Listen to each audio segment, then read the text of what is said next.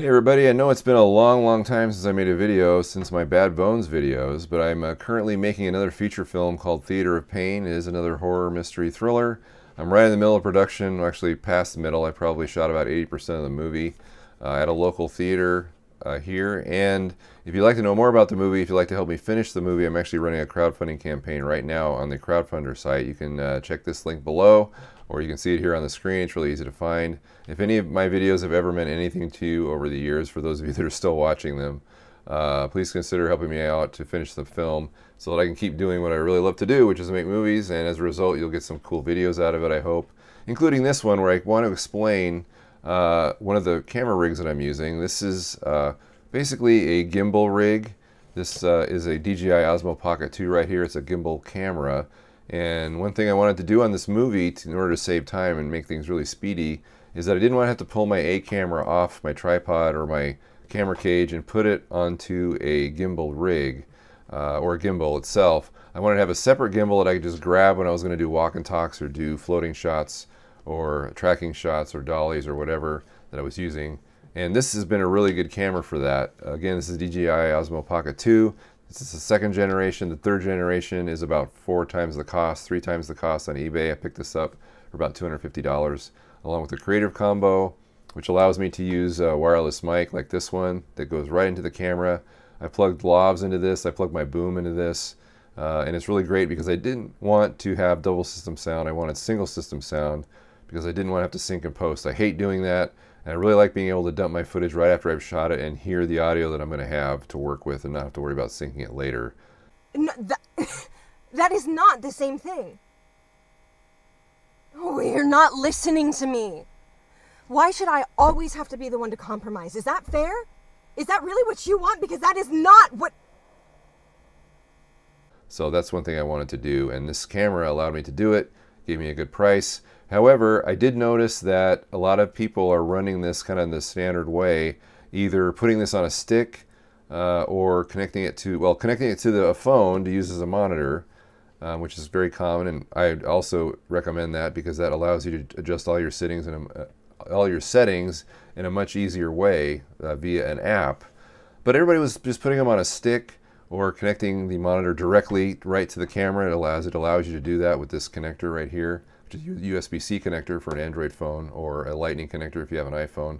But I prefer to run floating rigs or handheld rigs with 2 hands. I've always liked to do that. Built a bunch of rigs that do that, as you probably know. But I didn't see too many setups like that. So I built this one, which is pretty much based on my old portable monitor rig from Bad Bones that you've probably seen that video. This is just a version of that. You've got the 2-handed rig. Again, this is pretty common. You can't really get these anymore cheaply. This is probably like $30 or $40 to build now out of parts. But you can get a plastic version that does the same thing, and it's about $15 I noticed. I had my old one, so I just used that. But I wanted to be able to hold it with 2 hands and also have my monitor up here so I could just see it better. Also be able to angle it in any direction I wanted, or if somebody else was using it with a ball head, mini ball head right here. So how I did this was, again, this is just like the Bad Bones portable director's monitor. This is just a longer than normal tripod plate connected to the bottom of the rig, which I then have mounted the gimbal to right here. I've got large knobs on the bottom here so that it sits flat, because I want to be able to sit flat and walk away, not have it fall over. And this is super stable. It's not going to fall over unless you kick it. I've also have a USB 20,000 milliamp power bank right here that runs everything. It runs this phone, which I'm using as a monitor, and to run the app, I'm running the camera. Actually, the phone is being powered by the camera because it's connected to it. And as far as this phone goes, again, I'm just using it as a monitor. I wanted to install the app here, and I just bought this phone specifically to run the DJI Mimo app, which, by the way, is not on the Google Play Store, so it doesn't run on every phone. It's not guaranteed to run on everything.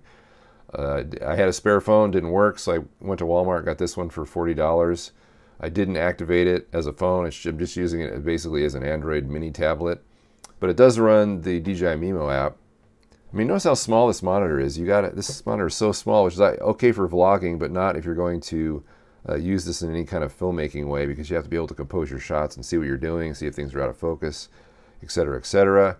So this phone, I think it's the Samsung A03, does run the app, as you can see right here. One thing I didn't notice about this too was that because it's oriented this way with the cable running this way, that the app would be inverted, and it didn't, for some reason, it didn't auto rotate. So I had to download an app called Forced Rotate and tell it that when this app runs, it needs to orient it this way, force the landscape mode this way, and then it works just fine. I've used this heavily on my movie, chasing people around, doing walk and talks. Again, this wireless mic is great. It goes right into the camera. I've plugged lavs into this and mounted them on actors. I've used a boom mic with this, running into a preamp, running into this to go right into the camera. The only thing I don't like about this setup is that you can only use one microphone. And I think even if you were able to use two, this camera would just mix the left and right signals together in stereo. Where the 3, which is a better camera in every way, it's also, $650 compared to this $250 I got on eBay. It also allows you to use 2 DJI microphones, 2 wireless mics, and put them on either channel of a stereo recording, which is great. You have 2 actors. You can put a mic on each of them, do a walk and talk, goes right into the camera. That's awesome. But it's also more expensive, and so I opted to go less expensive because I had less money to work with. But that's the basic rig here. Again, I'm still shooting my movie using this. It's worked really well. Several people have used it, not just me, and they pick it up, and the image and the stability is pretty good. It kind of falls apart in low light. I've had some challenges with that because I'm shooting in a dark theater, and so I've had some things I would probably wish I had the better camera for, or that I had more lights for, but that's okay. I mean, I think I've learned that this rig works really well. This power bank will last all day and run the camera, which then powers the phone for the app and use it as a monitor. I then just pivot this like so and plug in my USB charger, and it charges overnight in like 4 or 5 hours because it uses a speed charger. Another thing I did here, which you may or may not have noticed, is that if you're familiar with the Osmo 2, is that this is the actual Osmo 2 case that has a tripod thread on one end, because that's how you're supposed to store the little tripod legs that come with it. I used it on my rig. It's shoved my battery in here, and it fits pretty snugly. You can put smaller batteries in here, and there's other ways, obviously, to mount batteries to stuff, but this was free because it came with the pocket, and it works just fine. The whole rig isn't too heavy. I mean, this is metal. The plastic version would be less expensive, and less heavy. It'd be lighter. But I found myself doing okay with this. It probably would benefit from maybe some straps right here that I could throw around my neck, so that if I ever wanted to rest, I could just let go and it would drape around my neck. But I had some pretty good experiences with this, got some good footage. Again, I'm shooting my movie right now. It's 80% done. I'm also running a crowdfunding campaign. I'm running out of time, so I could use anybody's help if they would like to help. If they have, again, if any videos on this channel have ever benefited you, you might want to consider maybe helping me make my movie so that I can keep doing this type of thing. But I'll leave all the parts in the description below, so if you wanted to try this or kind of get a better idea about how it can help you in your productions, I found it to be great, and I like it a lot better than just the stick version. Not that I ever used the stick version, but just holding this thing and running around with it is a lot different than doing this. Not to mention the security you feel by having 2 hands on your camera at all times, and I haven't worried at all.